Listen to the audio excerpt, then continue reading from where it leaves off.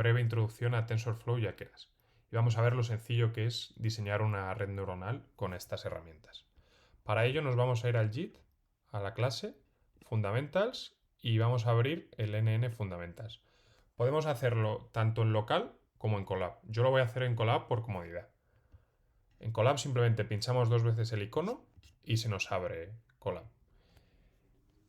Primero cargamos las librerías, vamos a usar TensorFlow y Keras. Keras viene dentro de TensorFlow. También vamos a usar NumPy y sklearn. Entonces, vamos ejecutando todas las celdas. Esta primera tenemos las funciones de decisión y son funciones para cargar los datos. No hace falta que las miréis, pero tenéis que ejecutarlas. Vamos a cargar un dataset con la función anterior y vamos a visualizar el tipo de dataset que tenemos.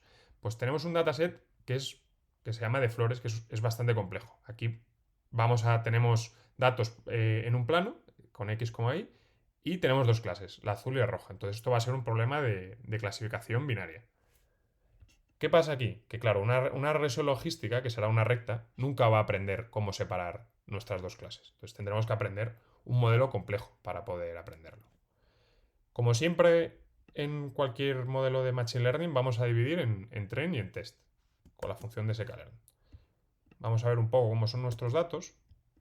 Tenemos que las X son 5.000 datos de 2 dimensiones, claro, porque tenemos un plano. Las Y son 5.000 y van a ser ceros y unos, dependiendo de la clase que tenga. Por ejemplo, el primer valor de las X pues son las coordenadas y los valores de las Y pues son ceros y unos, dependiendo de la clase en la que estén. Vamos a introducir un poco cómo se diseña una red sencilla en Keras. Pues en Keras es muy facilito. Simplemente nuestras capas las vamos a definir con esta clase, con la clase dense. Vamos a tener dos parámetros, que son units, que van a ser el número de neuronas de nuestra capa, y activation, que va a ser la función de activación. Tenemos que tener presente que la primera capa siempre tenemos que poner, solo en la primera capa, tenemos que poner la dimensión de los datos de entrada. Esto se pone con el parámetro input shape. En nuestro caso, aquí será 2. Esto será una capa de 4 neuronas con su función de activación, que luego iremos viendo varias. Por ahora solo vamos a usar la sigmoide y la lineal. Sigmoide. Claro, nosotros estamos en un problema de clasificación binaria. Por lo tanto, nuestra última capa va a tener que ser una sigmoide. Vamos a diseñarla. Pues esta primera capa, que serían los datos de entrada, y esto solo tendría una capa, que sería la capa de salida, con una neurona. ¿Cómo se diseña el modelo en Keras? Pues muy sencillo.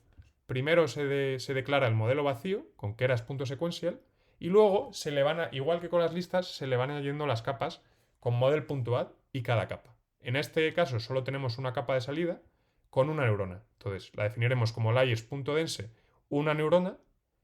El input shape, porque es la primera capa, será 2, los datos de entrada, y la función de activación, que es una sigmoide. Estamos en una clasificación binaria. Lo ejecutamos y vemos con model.summary podemos ver un poco los parámetros que tiene nuestro modelo, una descripción. Aquí pues tenemos el peso de aquí, el peso de aquí, 2 y el bias, 3, solo 3 parámetros. Y con plot model podemos ver la función dibujada, que esto nos será muy útil para modelos un poco más complejos, para poder visualizarlos. Una vez declarado el modelo, se tiene que compilar. En la compilación se pone qué optimización quieres usar, la función de pérdida, que es binary cross entropy, porque estamos en una clasificación binaria, y las métricas para evaluar el modelo. Esto lo vamos a dejar predefinido y en los siguientes vídeos veremos un poco qué es cada cosa. Por ahora lo vamos a dejar tal cual. Y para entrenar el modelo es igual que cualquier otro modelo de sklearn.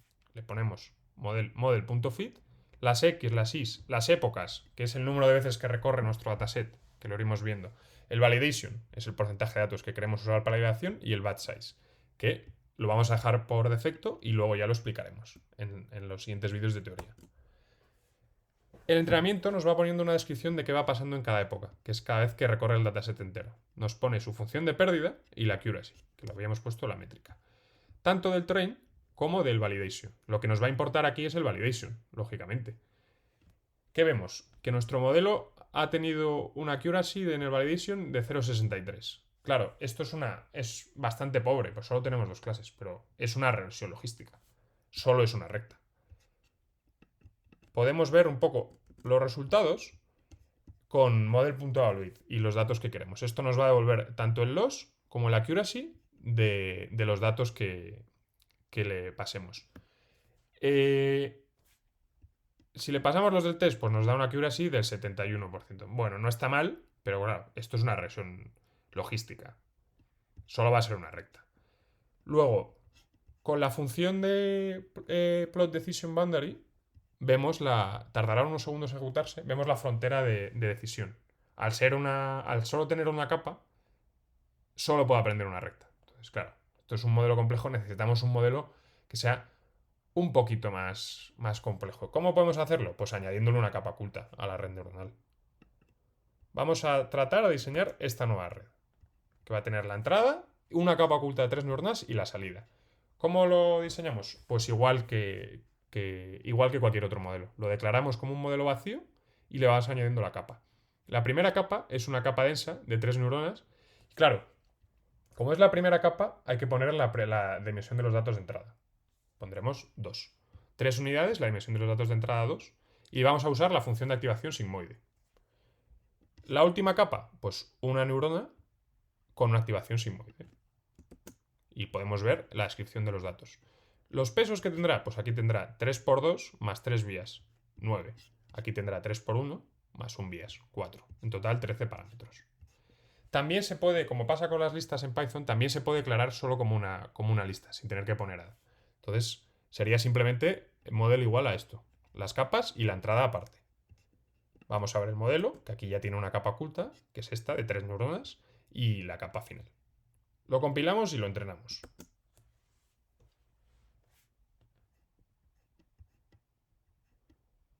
Vamos viendo que no está funcionando. Validation 0,58. Vemos que no ha funcionado muy bien. Entonces vamos a ver los resultados. 0,675 en el test. Bueno, es mejor que el anterior, pero sigue siendo muy poquito, sigue siendo muy pobre. Esto, eso sí, es una función más compleja. Entonces vamos a ver cómo sería la frontera de decisión. Tardará 5 segundos, pues vemos aquí ya que por lo menos ha aprendido una ligera curva. Algo es algo. Pues habrá que ver que habrá que añadirle un poco más de complejidad para resolverlo. Pues aquí os dejo unas preguntas. Yo recomiendo que paréis el vídeo ahora, las intentéis resolver por vosotros y lo volváis a poner, porque al ser la primera práctica voy a poner yo las soluciones. Entonces, sería, ¿qué pasa si añadimos más neuronas? Pues aquí poner más neuronas, para ir cogiendo un poco de práctica con Keras, ir poniéndolo vosotros. ¿Qué pasa si cambiamos la función de la primera capa oculta a lineal? Pues la vais cambiando y vais resolviendo. Entonces yo recomiendo que hagáis una pausa y seguimos. Pues vale. Pues la primera pregunta, ¿qué pasa si cambiamos la primera capa oculta a lineal? Pues como habíamos dicho, la teoría, si pones una capa lineal, es como si no pusieras nada. Entonces al final va a ser una regresión logística. Vamos a probarlo. Aquí ponemos linear y vamos a ver que realmente no puede aprender una función compleja. Ejecutamos y vemos que 0,45, es decir, una escopeta de feria prácticamente, porque tenemos solo 2 clases. Y tarda unos segundos en plotear la frontera de decisión, pero vamos a ver los resultados. Pues una recta, como decíamos, porque si cambias la función de activación a lineal, no puede aprender más que una capa oculta, es como si no pusieras nada. Entonces, ¿qué pasa si añadimos más neuronas? Pues vamos a intentar esta red, que tenemos 5 neuronas. Pues aquí, en la primera capa oculta, ponemos un 5 y vemos que aquí sí que va mejorando. Llega a 79, o sea que está bastante mejor. Aprendí una función más compleja solo añadiéndole 2 neuronas más.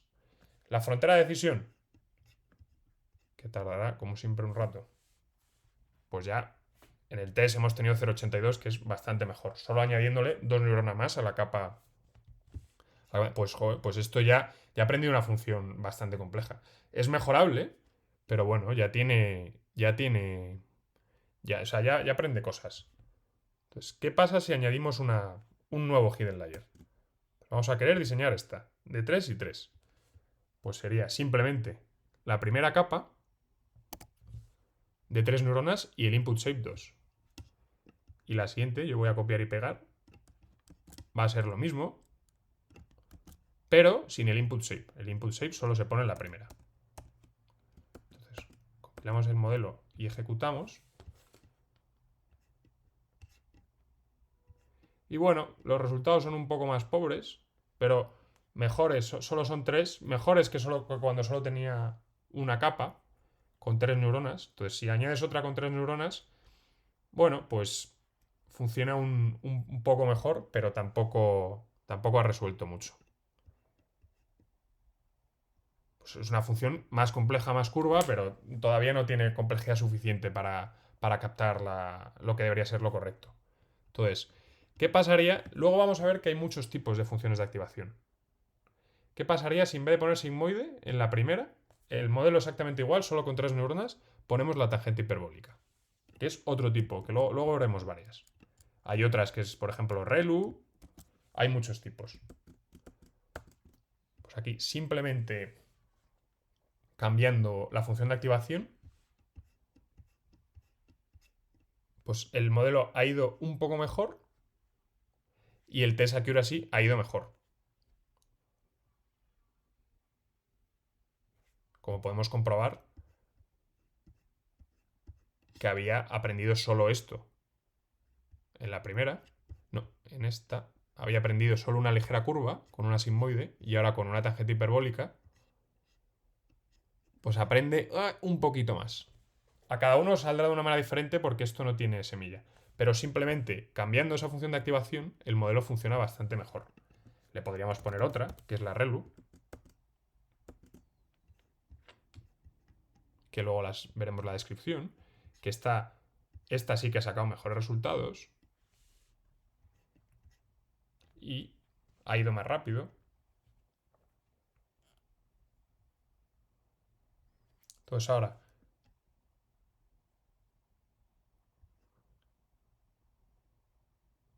esperamos unos segundos y aquí he aprendido una función más rara, pero bueno, que más no lineal. Ahora, como práctica, repetir el proceso con un dataset diferente, que lo podemos cargar de sklearn, que es este dataset. Que también pues tenemos que aprender una función así. Entonces, aquí crear un modelo y ver los resultados.